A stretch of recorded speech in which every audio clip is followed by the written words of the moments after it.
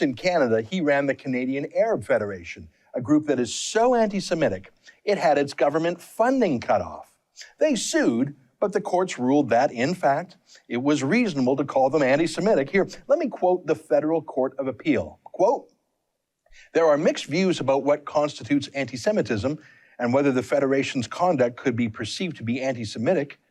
The federal court found the record was replete with articles and statements that supported the minister's characterization of the Federation."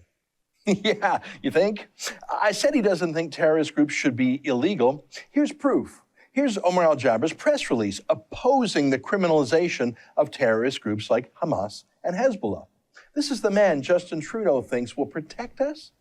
I said Alghabra doesn't think journalists should even be able to call terrorist groups terrorist groups. Here's proof of that.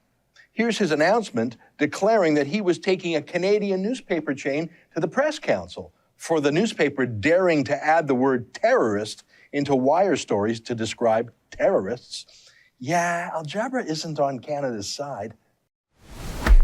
But I just wanted to show you a few of the facts. Like, he literally said Israel is a terrorist state. No one should go there. Even Jews in Toronto who dare to support Israel, they should be boycotted by the government. Hamas and Hezbollah should be legalized. The guy is an extremist, a radical, and he literally called for the legalization of terrorist groups. You think that that would be in the news. You'd think that would be mentioned every time Omar Alghabra is in the news. But he's not. It's being normalized. And come on, you really going to get some journalists on Trudeau's media bailout to say those things? Lately there's been a video out of, I think it was Grand Prairie, Alberta or something, where Chrystia Freeland was walking and some guy hollered some swears at her. And it was rude for sure. The media party has gone absolutely nuts, calling on everyone in the entire political spectrum to denounce that swearer.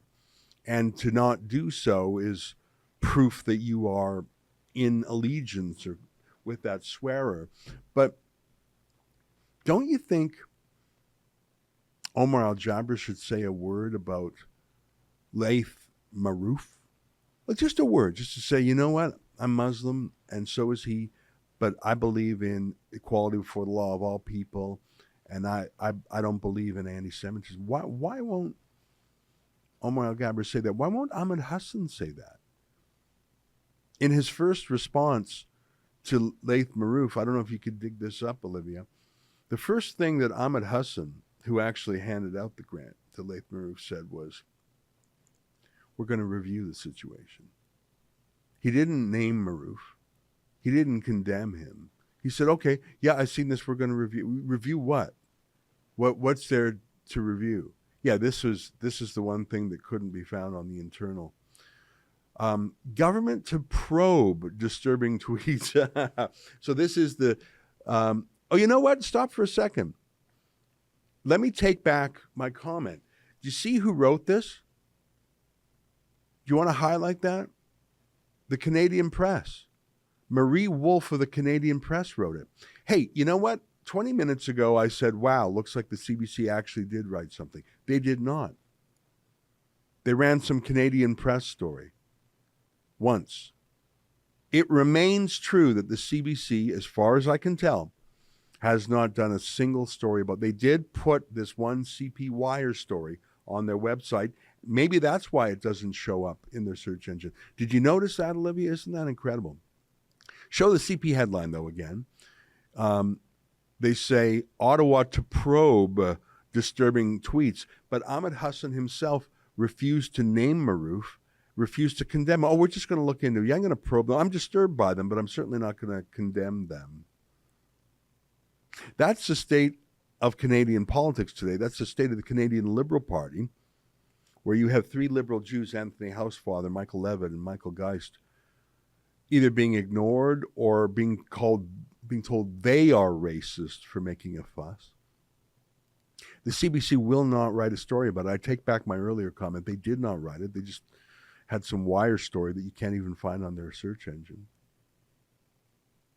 I think the Liberal Party is anti-Semitic. Not all of them, of course. But Justin Trudeau knows where the votes are.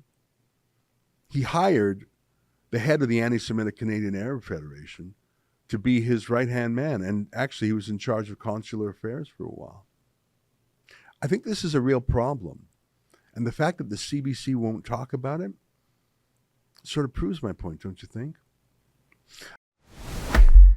Oh, hi. That was a clip from our Rebel Daily Livestream. It's hosted Monday, Wednesday, and Friday by the big boss man, Ezra Levant, and Tuesdays and Thursdays by me, Sheila Gunn Reid, and my good friend, David Menzies.